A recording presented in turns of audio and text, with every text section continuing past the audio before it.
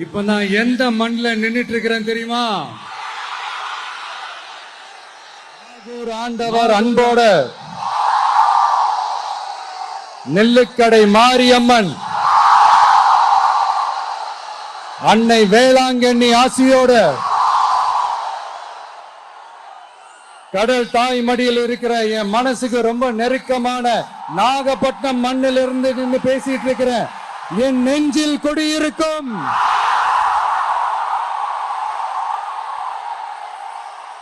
உங்கள் அனைவருக்கும் என்னைக்குமே ஒரு மீனவ நண்பனா இருக்கிற இந்த விஜயோட அன்பு வணக்கங்கள். இந்த கப்பல் இருந்து வந்து இறங்குற இந்த பொருட்களை எல்லாம் விற்கிறதுக்காக அந்த காலத்துல அந்தி கடையெல்லாம் நாகப்பட்டினத்துல இருக்கும்னு கேள்விப்பட்டிருக்கிறேன். மீன் பிடிக்கிற தொழில், மத்த தொழில்கள், இந்த விவசாயம், எந்த பக்கம் திரும்பினாலும் எப்படி பார்த்தாலும் உழைக்கிற மக்கள் இருக்கிற ஊர் தான் நம்ம நாகப்பட்டினம் ஊரு. மத வேறுபாடே இல்லாத அனைவருக்கும் பிடித்து போன மதச்சார்பின்மைக்கு எடுத்துக்காட்டாக வாழ்ற உங்கள் அனைவருக்கும் மீண்டும் என்னுடைய சிரம் தாழ்ந்த ஸ்பெஷல் வணக்கங்கள். இந்த தமிழ்நாட்டில் இந்த மீன் ஏற்றுமதியில 2வது இடத்துல இருக்கிறது நம்ம நாகப்பட்டினம் ஹார்பர் தான். ஆனா அங்க நவீன வசதிகளோட இந்த மீன் பதப்படுத்துற இந்த மாடர்ன் தொழிற்சாலைகள்லாம் இல்ல. அது மட்டும் இல்ல, இந்த அடிப்படை வசதிகள் கொண்ட இந்த வீடுகள்லாம் இல்லாம ரொம்ப அதிகமா இந்த குடிசை பகுதிகள் இருக்கிற ஊரும் நம்ம நாகப்பட்டினம் ஊரு தான்.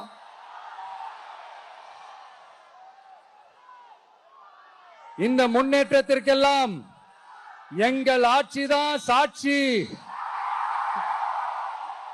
அப்படி இப்படின்ட்டு இந்த அடுக்குமொழியில பேசி பேசி அது நம்ம கேட்டு கேட்டு காதுல இருந்து ரத்தம் வந்ததான் மிச்சம். இவங்க ஆண்டது பத்தாதா? இப்படி தவிக்கிறாங்களே நம்ம மக்கள், அது பத்தாதா?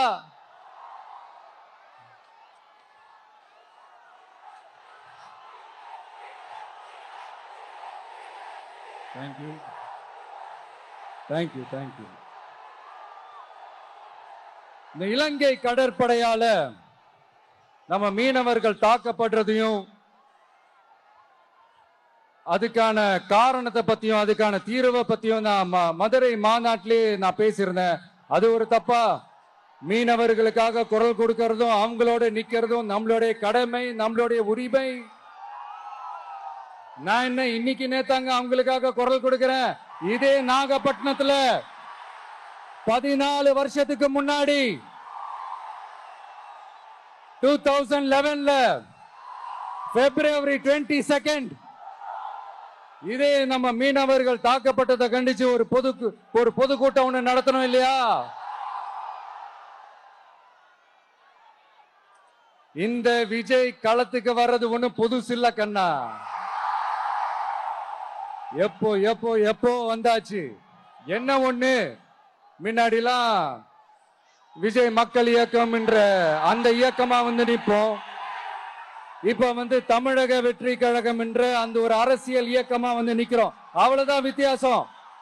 அன்னைக்கும் சரி, இன்னைக்கும் சரி, இனிமேலும் சரி, மக்களுக்காக மக்களோட நிக்கிறது தான். இது புரிய வேண்டியவங்களுக்கு புரிஞ்சா சரி.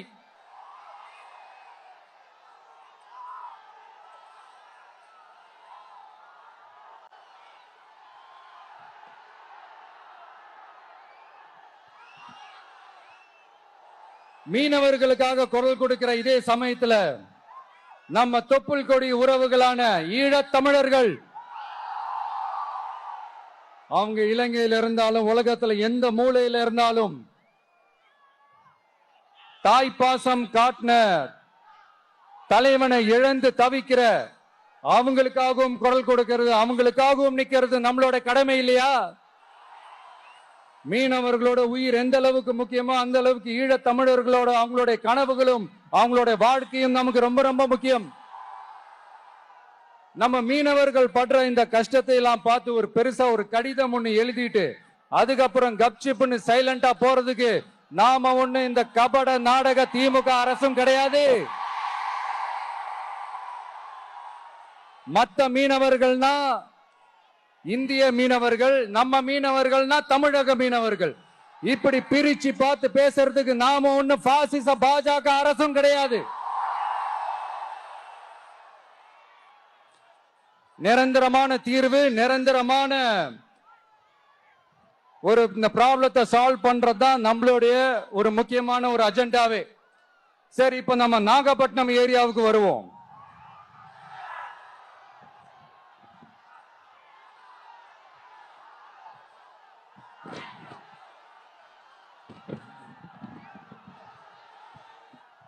இங்க இருக்கிற மண் வளத்தை பாதிக்கிற இறால் பண்ணைகளை முறைப்படுத்தணும். அப்பதான் மீனவர்களோட வாழ்வாதாரமும் விவசாயிகளோட வாழ்க்கையும் பாதிக்காம இருக்கும்.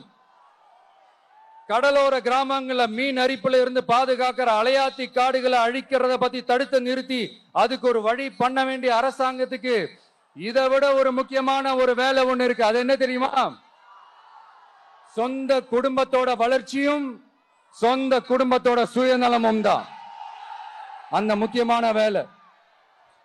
இங்க இருக்கிற மக்களுக்கு குடிக்க தண்ணி இல்லாம தவிக்கிறாங்க. அதுக்கு தீர்வா காவிரி தண்ணியை கொண்டு வரலாம், மக்களோட தாகத்தை தீர்க்க. கொண்டு வந்தாங்களா? இவ்வளவு பாரம்பரிய கடல் சார்ந்த ஊர்ல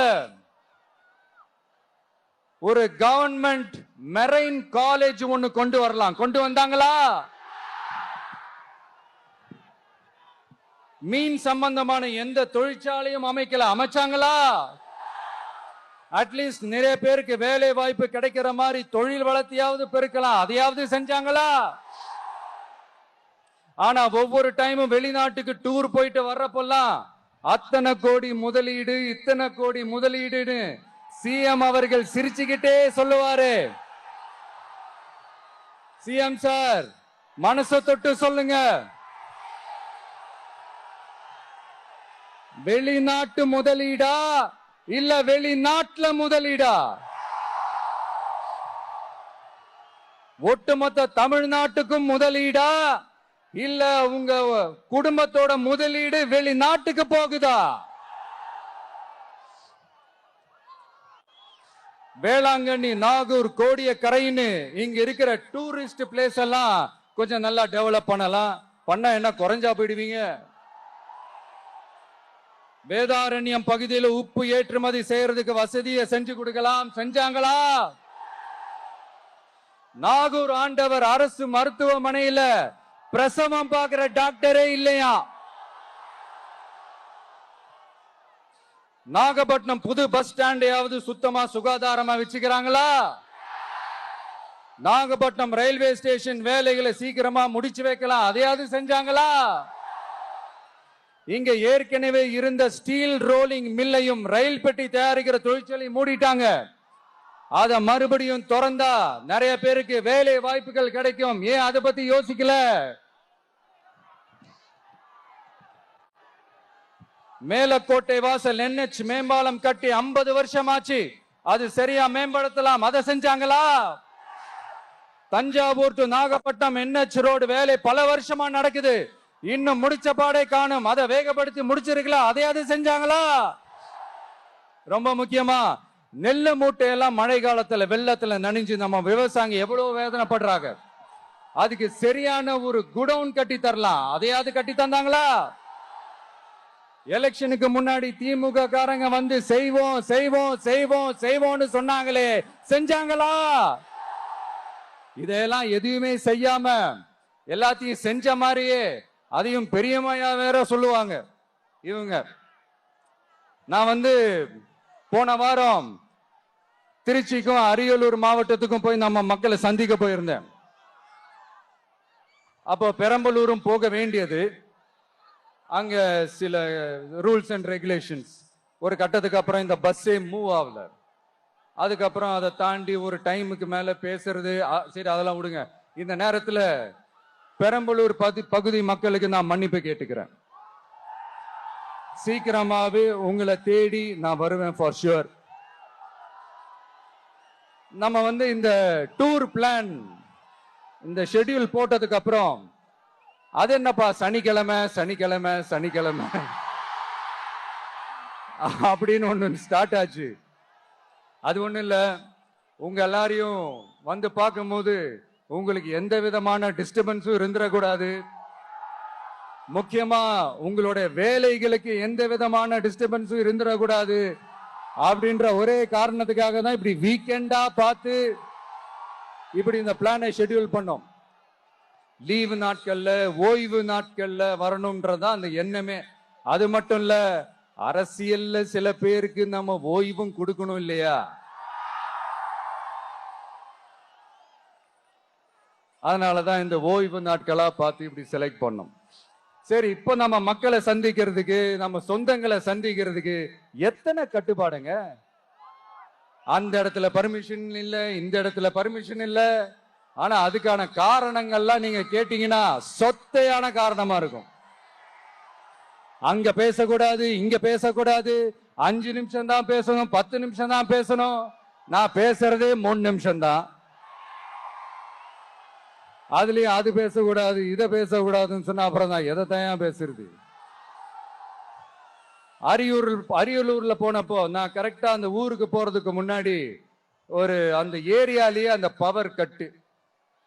அப்புறம் நான் திருச்சிக்கு போய் நான் பேச ஆரம்பிச்சதுக்கு அப்புறம் அந்த ஸ்பீக்கருக்கு போற அந்த வயரு கட்டு. இல்ல, நான் தெரியாம தான் கேட்கிறேன் சிஎம் சார். ஃபார் எக்ஸாம்பிள், இப்ப ஒரு RSS தலைவர் இங்க வராருன்னு வச்சுக்கோங்க, இல்ல நம்ம பிரதமர் மோடிஜி அவர்களோ இல்ல உள்துறை அமைச்சரோ இங்க வராருன்னு வச்சுக்கோங்க. இந்த மாதிரி கண்டிஷன்ஸ் எல்லாம் போடுவீங்க, இந்த மாதிரி பவர் கட் பண்ணுவீங்க, இந்த மாதிரி வயர் கட் பண்ணுவீங்க. கொஞ்சம் கட் பண்ணி தான் பாருங்களேன். முடியாதுல, பேஸ்மெண்ட் அதிரும்ல. நீங்க தான் மறைமுக உறவுக்காரர்களாச்சே. இதாவது பரவாயில்லைங்க. இதை தாண்டி ஒரு ரூல் ஒண்ணு போட்டாங்க, பஸ்ஸுக்குள்ளேயே இருக்கணுமா, பஸ் விட்டு வெளியில வரக்கூடாதான், கையை இவ்வளவுதான் தூக்கணுமா, இப்படியே வரணுமா. மக்களை பார்த்து சிரிக்காத, மக்களை பார்த்து கையசைக்காத, இப்படி எல்லாம். ஐயோ, நானும் என்னவோ ஏதோ நினைச்சேங்க. செம்ம காமெடியா இருக்குங்க. I am just enjoying like anything. நேரடியாவே கேட்கிறேன், சிஎம் சார் மிரட்டி பாக்குறீங்களா? அதுக்கு இந்த விஜய் ஆள் இல்ல சார், அதுக்கு நாம ஆள் இல்ல சார். என்ன செஞ்சிருவீங்க? மேக்சிமம் கொள்கைய சும்மா பேருக்கு மட்டும் வச்சுக்கிட்டு குடும்பத்தை வச்சு கொள்ளையடிக்கிற உங்களுக்கே இவ்வளவு இருந்தா, சொந்தமா உழைச்சி சம்பாதிச்ச எனக்கு எவ்வளவு இருக்கும்?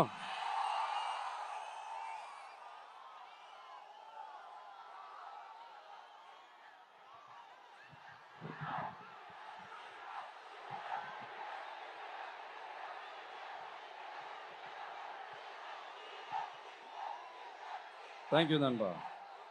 என்ன நாங்க பெருசா கேட்டுவிட்டோம்? மக்கள் நிம்மதியா ஃப்ரீயா நின்று பார்க்கறதுக்கு ஒரு இடம், அதை நாங்க தேர்வு செஞ்சு அதுக்கு பர்மிஷன் கேட்கிறோம். ஆனா நீங்க என்ன பண்றீங்க? அந்த இடத்தையெல்லாம் விட்டுட்டு நெருக்கடியோட, மக்கள் நெருக்கடியோட எங்கெல்லாம் நிப்பாங்களோ அந்த இடமா பார்த்து செலக்ட் பண்ணி தெரியுங்க. உங்க எண்ணம் தான் என்ன சார்? நான் அவங்கள பார்க்க கூடாது, அவங்களோட பேசக்கூடாது, அவங்க குறைகளை கேட்க கூடாது, அவங்களுக்காக குரல் கொடுக்க கூடாது, என்னதான் சார் உங்க எண்ணம்? சரிங்க சார், ஒரு அரசியல் தலைவன் அப்படின்றதெல்லாம் மறந்துருங்க. ஒரு சாதாரண ஒரு தமிழ்நாட்டு மண்ணோட ஒரு மகனா, ஒரு நம்ம தமிழ் மக்களுடைய ஒரு சொந்தக்காரனா, என் மக்களை, என் குடும்பத்தை, என் சொந்தங்களை நான் பார்க்க போனா என்ன பண்ணுவீங்க? அப்பவும் தடை போடுவீங்களா? வேணாம் சார், இந்த அடுக்குமுறை, இந்த அராஜக அரசியல்லாம் வேணாம் சார். நாம ஒண்ணு இங்க தனியால் இல்லைங்க சார். மாபெரும் மக்கள் சக்தியோட பிரதிநிதிங்க சார். மாபெரும் பெண்கள் சக்தியோட சகோதரன் சார். மாபெரும் இளைஞர் இயக்கமா இருக்கிறோம் சார். மறுபடியும் சொல்றேன், 2026ல ரெண்டு பேருக்கு நடுவுல தான் போட்டியே. ஒண்ணு இன்னொன்னு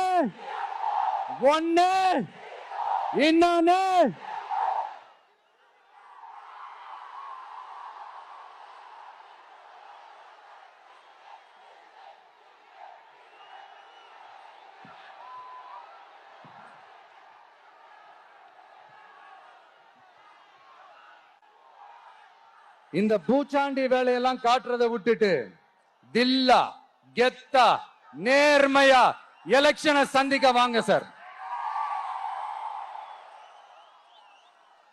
பார்த்துடலாம் சார். கொள்கையை பேருக்கு மட்டும் வச்சுக்கிட்டு குடும்பத்தை வச்சு தமிழ்நாட்டை கொள்ளையடிக்கிற நீங்களா, இல்ல தமிழ்நாட்டில் இருக்கிற ஒவ்வொரு வீட்டுக்குள்ளேயும் ஒருத்தனா இருக்கிற நானா, இந்த விஜயா? பார்த்துடலாம் சார். இனிமேலும் இந்த தடைகள்லாம் போட்டீங்கன்னா நான் நேரடியா மக்கள்கிட்டயே பர்மிஷன் கேட்டுருவேன். மக்களே நீங்க சொல்லுங்க, நான் உங்களை பார்க்க வரக்கூடாதா? நான் உங்களோட பேசக்கூடாதா? உங்க குறைகளை நான் கேட்க கூடாதா? உங்களுக்காக நான் குரல் கொடுக்க கூடாதா? இப்படி நமக்கு தடையா போடுறாங்களே, இந்த திமுக அரசு மறுபடியும் ஆட்சிக்கு வரணுமா? உங்க நல்லதுக்காக நம்ம உங்க டிவிக்கு ஆட்சி அமையணுமா? சத்தமா கேட்டுச்சா மை டியர்? ஏன்பா, நான் தான் அப்பவே சொன்னல, அவருக்கு ஆசையா பாசமா கூப்பிட்டா பிடிக்க மாட்டேங்குது. ஏன்பா மறுபடியும்? கேட்டுச்சா சிஎம் சார்?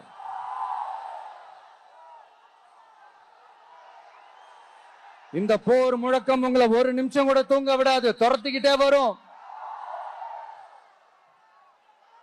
கான்பிடண்டா இருங்க, நல்லதே நடக்கும், வெற்றி நிச்சயம். மீண்டும் சந்திக்கும் வரை நன்றி, வணக்கம்.